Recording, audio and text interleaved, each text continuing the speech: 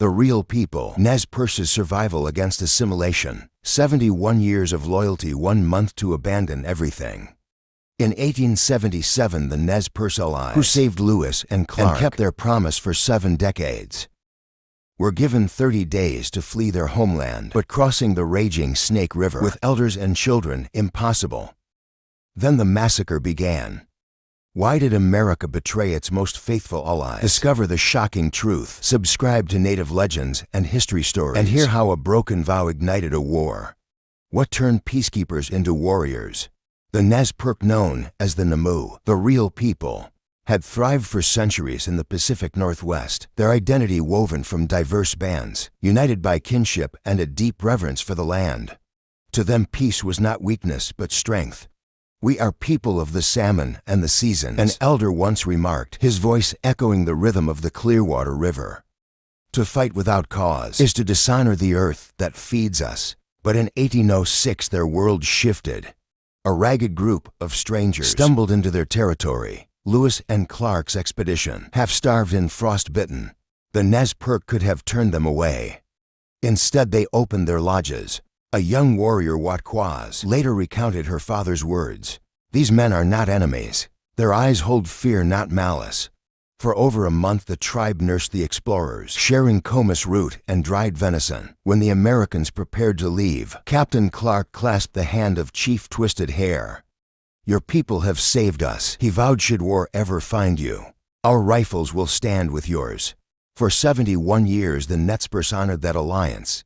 They mediated conflicts between settlers and tribes, scouted for the U.S. Army during the Cayuse Wars, and even returned stolen cattle to white ranchers. "We gave our word," Chief Joseph's father Tuakakas reminded his council. "Animu does not break promises even when others do." Yet treaties chipped away their land. In 1855, the Walla Walla Council stripped 5 million acres. By 1863, gold discoveries shrunk their territory to 1/10 of its size.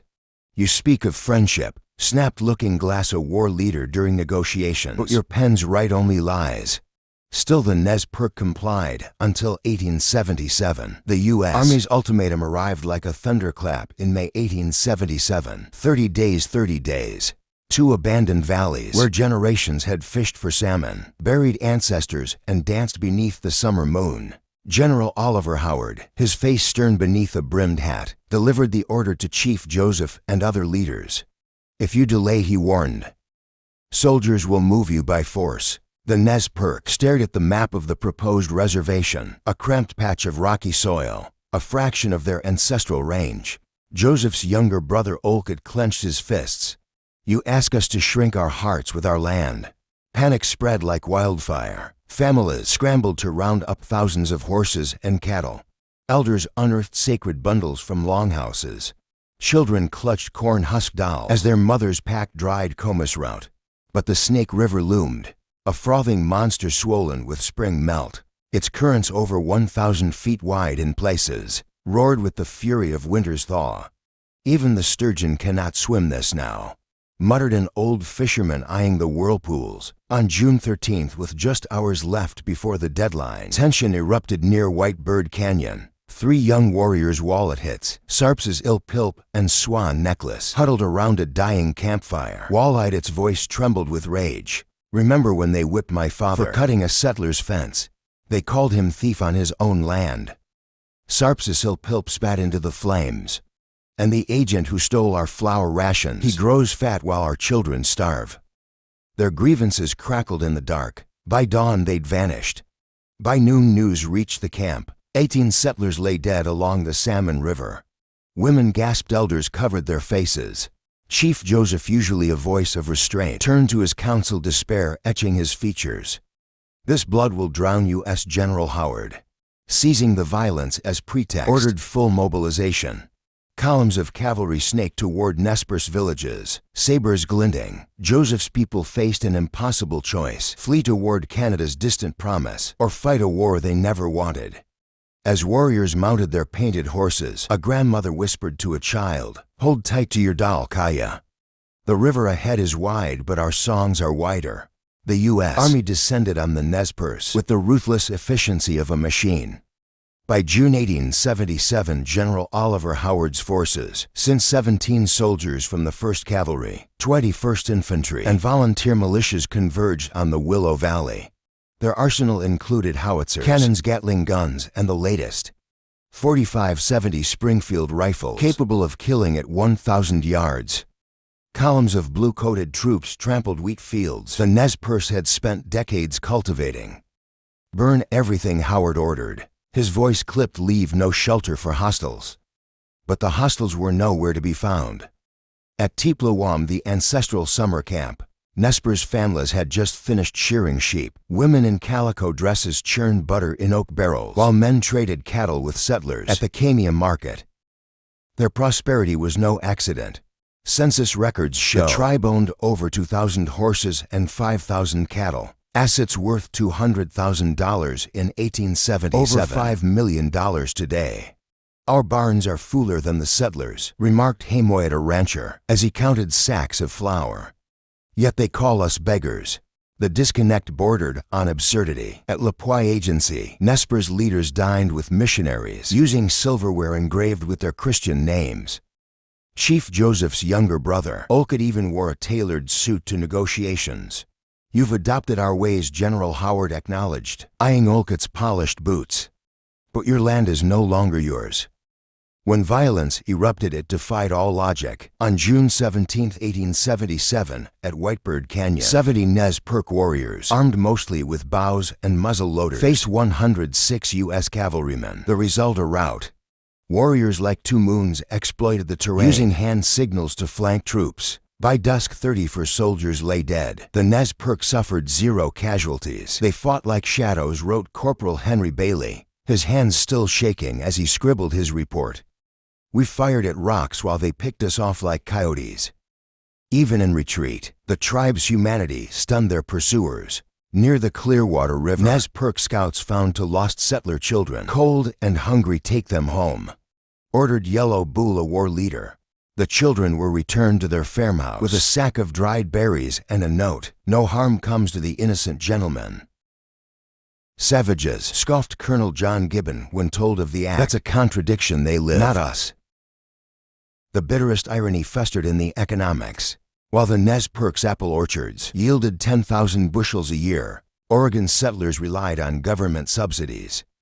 Their herds never starved, grumbled Elias Mills, a homesteader. Mine did, but they're the ones being punished. Yet the war machine ground onward. At Camas Meadows, warriors infiltrated an army camp at dawn, not to kill but to steal 200 mules. We take only what we need, Looking Glass told his men, leaving the soldiers' coffee pots untouched. When Howard's troops later stormed the Nez Perce camp, they found Bibles open to Psalms and shelves stocked with patent medicines from Boise. As Gatling guns shredded the quiet of Bear Paw Mountain, a Nez Perce mother wrapped her daughter in a quilt stitched with Methodist hymns. "Why do they hate us?" the girl whispered, her voice drowned by artillery. The answer, buried in greed and shame, echoed across the bloodied plains. "Because your peace was a mirror, and we could not bear our reflection." The echoes of Custer's defeat at Little Bighorn in 1876 reverberated through Washington like a death knell. Newspapers splashed headlines of savage butchery, but for policymakers, the loss was a political catastrophe. "No more distinctions," growled Senator William Windom during a closed-door session, slamming his hand on a ledger listing friendly tribes. "The Nez Perce may wear suits and quote scripture, but they're still Indians. All must submit." The government's humiliation demanded a scapegoat, even if it meant betraying allies who'd kept their word for 7 decades. Gold fever sharpened the betrayal. In 1875, prospectors discovered veins near the Salmon River, land guaranteed to the Nez Perce by the 1855 treaty. Overnight, worthless valleys became El Dorado.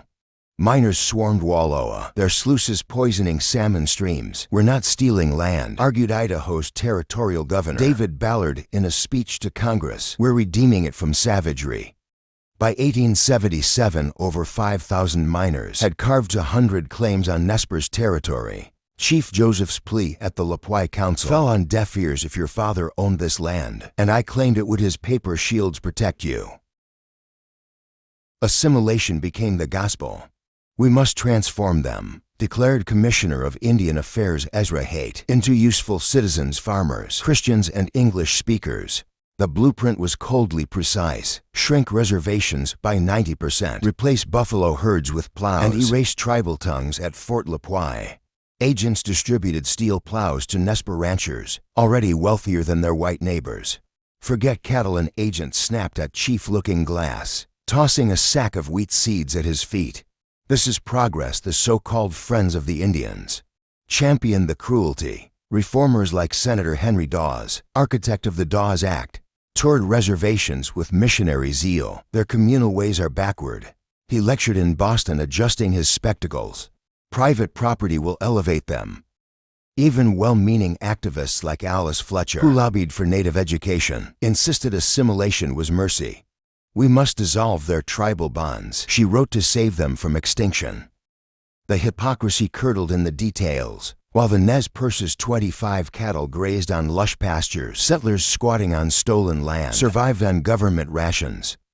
They call us dependent, scoffed Hyamyoet, tallying his herd's value $50,000 and $1,877. At treaty negotiations, Reverend Henry Spalding, who'd once praised the tribe's Christian virtues, now demanded they abandon ancestral burial grounds.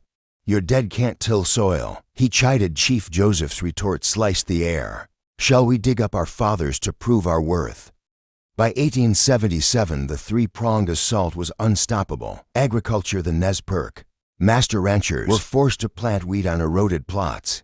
Our cattle fed your soldiers. Young Joseph seethed, holding a rusted plow blade. Now you starve us with this Christianity.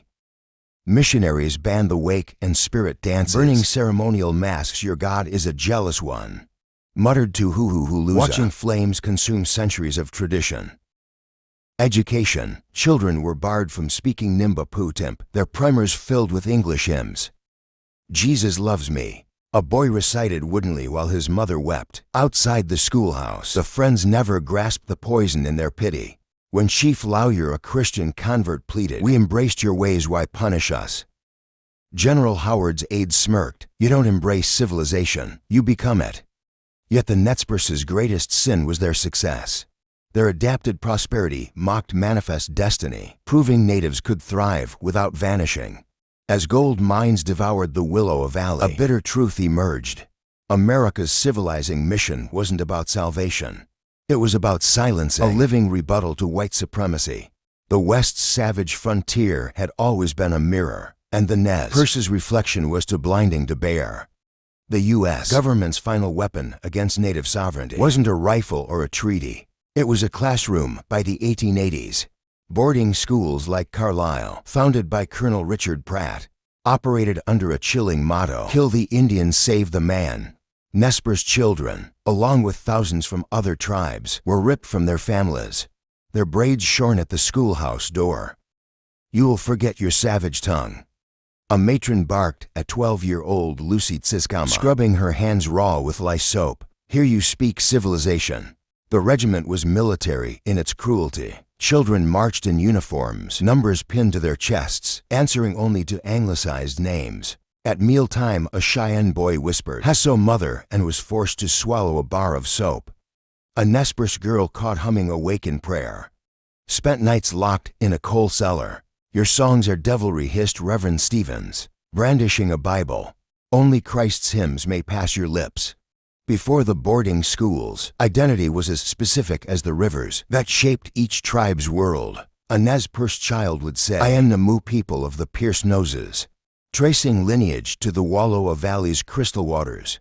A Lakota youth declared, "I am Oyat, nation of the 7 council fires," his pride rooted in Pasapa's golden plains. To ask "What are you?" was to hear 1,000 answers. Comanche Dean Salish, each tied to land, language, and leaders older than memory. The schools shattered these boundaries. In 1890, at Carlisle Indian Industrial School, a Nez Perce girl named Tsiskama sat beside a Hopi boy in a cramped dormitory. Guards had stripped their beaded moccasins and replaced them with stiff leather shoes. "What's your name?" she whispered in Nipinuptant. He stared blankly. She tried again, in broken English. "Your band, I am Hopi," he replied, using the English name forced upon him from Masses. Mazes like cliffs, she gestured with her hands. Mimicking rock walls, he nodded. Eyes brightening, you have cliffs too. Mountains, she said, sketching snow-capped peaks in the air. And rivers full of salmon. In that moment, a spark ignited. They weren't Indians. They were storytellers of mazes and mountains. But the system that sought to erase their differences accidentally gave them a common language loss. By 1910, over 10,000 children from 50 tribes endured the same regimen. At Haskell Institute in Kansas, a Cheyenne boy caught a Navajo girl weeping after a beating for speaking her tongue. He slipped her a piece of fry bread, a food foreign to both their cultures, but now a jailhouse comfort. They call me savage, he muttered, but we never caged children.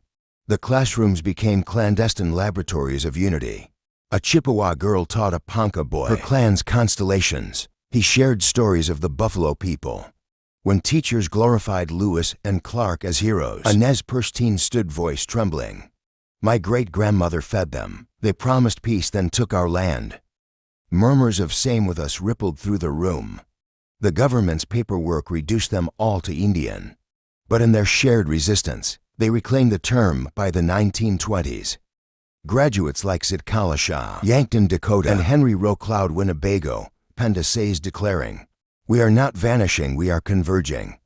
At the 1924 National Council of American Indians, delegates from 30 tribes, once enemies, voted unanimously to challenge U.S. citizenship laws. The ultimate irony: the Indian the schools tried to kill was born in their own barracks. A Nez Perce elder, Yellow Wolf, captured at best in 1931. They chopped down our family trees, but the roots grew together underground.